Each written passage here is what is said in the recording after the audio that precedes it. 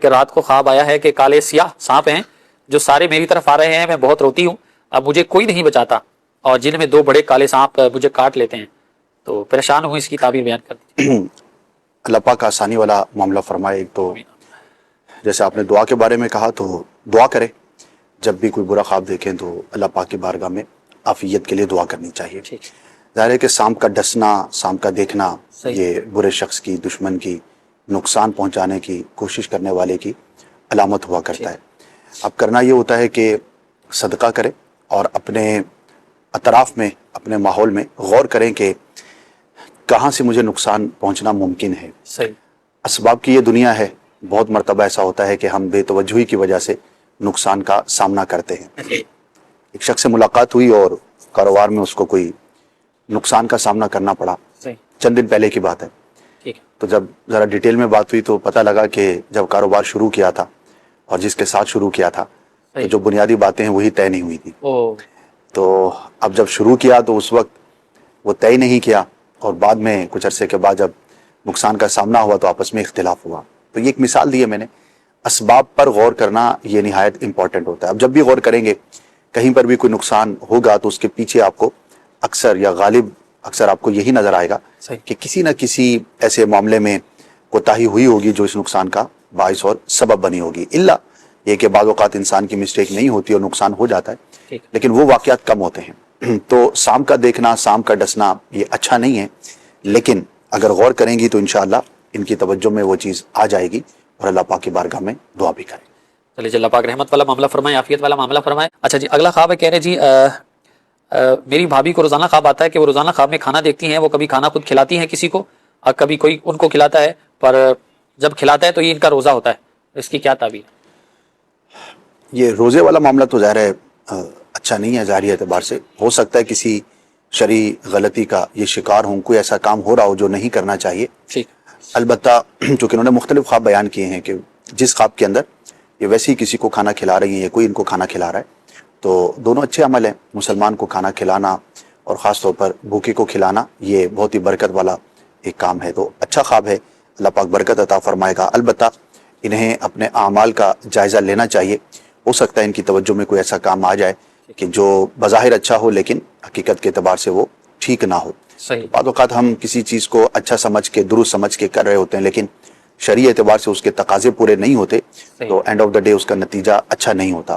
جو بھی کام کریں شرعی رہنمائی لے کر کریں اور غور کریں کہ اس کے بارے میں قرآن و سنت کا ہمارے لیے کیا حکم ہے، تو اس کے مطابق عمل کریں گے تو انشاءاللہ ضرور مسٹیک سے اپنے آپ کو بچانے میں کامیاب۔ انشاءاللہ الکریم اللہ پاک ہمیں شریعت مطالعہ کے دائرہ کار کے مطابق زندگی بسر کرنے کی توفیق عطا فرمائے۔ اسکرین پر آپ شرعی رہنمائی لینے کے لیے دارالفتہ اہل سنت کے نمبرز بھی دیکھ رہے ہوں گے، اوقات کار بھی ان کے انشاءاللہ آپ کو نظر آ جائیں گے، تو دارالفتہ اہل سنت سے آپ رابطہ کر سکتے ہیں۔ ان اوقات میں جو ہے وہ بھی انشاءاللہ آپ کو اسکرین پر تھوڑی دیر میں ہم دکھاتے ہیں۔ بڑھتے ہیں آپ کی کال کی جانب اور دیکھتے ہیں کہ کون ہمارے کالر ہیں، کہاں سے ہیں اور کیا سوال کر رہے ہیں۔ جی، میں خادم حسین بات کر رہا ہوں لاہور سے۔ میں نے خواب دیکھا ہے کہ میں نماز جنازہ پڑھانے کے لیے گیا ہوں، تو جیسے میرا بھی انتقال ہو گیا ہے تو مجھے بھی ساتھ دفن کیا جا رہا ہے، تو اس کی تعبیر بتا دیں۔ اللہ تعالیٰ آپ کو جزائے خیر عطا فرمائے۔ آمین آمین۔ چلیں جی، شامل کرتے ہیں، نیکسٹ کال دیجیے۔ میری ایک سسٹر ہے، اللہ سے کافی زیادہ دعائیں کر رہی ہے اپنے رشتے کے لیے، تو انہوں نے نا ایک خواب دیکھا ہے، کھانا کا پاک آدھا گلاس اترا ہوا ہے اور آدھا وہیں پہ ہے، کھڑا ہوا ہے۔ اس خواب کی کیا تعبیر ہوگی؟ ٹھیک ہے جی، نیکسٹ کال دیجیے۔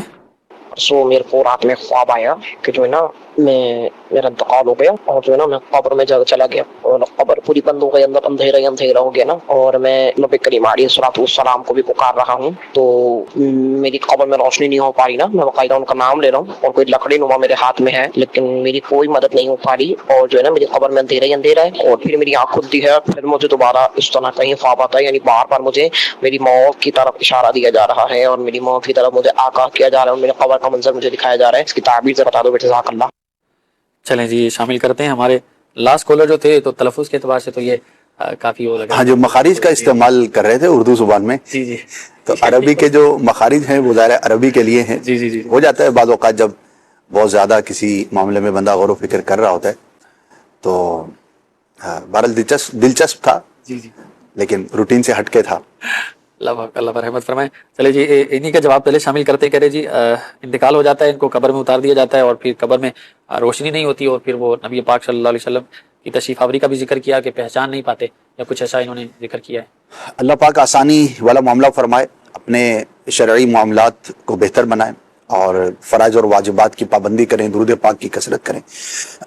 ضروری نہیں کہ ایسا ہی معاملہ ہو جیسا آپ نے دیکھا ہے، بعض اوقات تنبیہ ہوتی ہے۔ اگر سرکار صلی اللہ تعالی علیہ وآلہ وسلم کی پہچان نہ ہونے کے بارے میں دیکھا ہے تو یہ اس کو تنبیہ سمجھا جائے اور اپنے معاملات کو، اپنی چیزوں کو بہتر کیا جائے، سنت پر عمل کو اپنایا جائے، اور کوئی بھی ایسا کام، ایسا فعل جو شریعت میں ممنوع ہے اس سے اپنے آپ کو دور رکھا جائے۔ ظاہر ہے کہ ہمارے عقائد میں، ہمارے نظریات میں یہ بات موجود ہے کہ قبر میں سرکار صلی اللہ تعالی علیہ وآلہ وسلم کی ذات کے بارے میں سوال کیا جائے گا، اور یہ اہم ترین سوالات میں سے ایک سوال ہے جس پر آگے کے معاملات منحصر ہوں گے۔ تو اللہ پاک آسانی والا معاملہ فرمائے، ابھی زندگی ہے، ابھی اللہ پاک نے موقع عطا کیا ہوا ہے، تو اس کو یوں اپنے لیے سمجھیں کہ ایک تنبیہ ہے، اور اپنے آپ کو شریعت کے مطابق، سنت کے مطابق زندگی گزارنے کی طرف راغب کریں۔ اللہ پاک آپ کے لیے، ہم سب کے لیے آسانی والا معاملہ فرمائے، اور بالخصوص درود پاک آپ پڑھتے ہیں تو بہت اچھی بات ہے، اور اس میں اضافہ کر لیں، نہیں پڑھتے تو روزانہ کوئی ایک مقررہ تعداد میں درود پاک ضرور پڑھیں، تو انشاءاللہ دنیا میں بھی برکتیں ہوں گی، قبر میں بھی اور حشر میں بھی انشاءاللہ۔ چلے اللہ پاک رحمت والا معاملہ فرمائے اور دنیا اور آخرت میں بھلائی ہو ہمارے ساتھ۔ اگلے ہمارے کالر تھے خادم حسین لاہور سے، کہہ رہے جنازہ پڑھانے گئے ہیں، خواب دیکھا ہے اور پھر ان کا انتقال ہو جاتا ہے اور ان کا جنازہ پڑھ دیا جاتا ہے اور قبر میں دفن کر دیتے ہیں۔ جی، یہ منتشر خیالات معلوم ہوتے ہیں، 2-3 طرح کے مختلف خیالات ان کو شاید نظر آ گئے ہوں گے، تو بس اس کی طرف توجہ نہ کریں، پریشان بھی نہ ہوں، اور اللہ پاک کی بارگاہ میں دعا کریں، اللہ پاک خیر فرمائے گا۔ آمین۔ کوئی ایسا نقصان والا پہلو سمجھ میں نہیں آتا۔ ٹھیک ہے جی، انشاءاللہ الکریم اللہ پاک عافیت فرمائے۔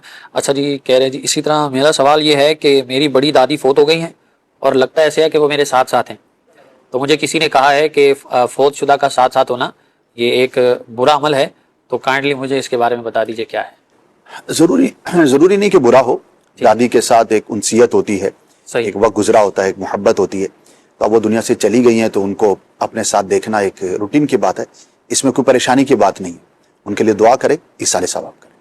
ٹھیک ہے جی، ایک جنرلی سوال آیا ہے اور شاید یہ معلوماتی ہوگا بہت ساروں کے لیے، امید ہے اصلاح کے مدنی پولیس میں ملیں گے۔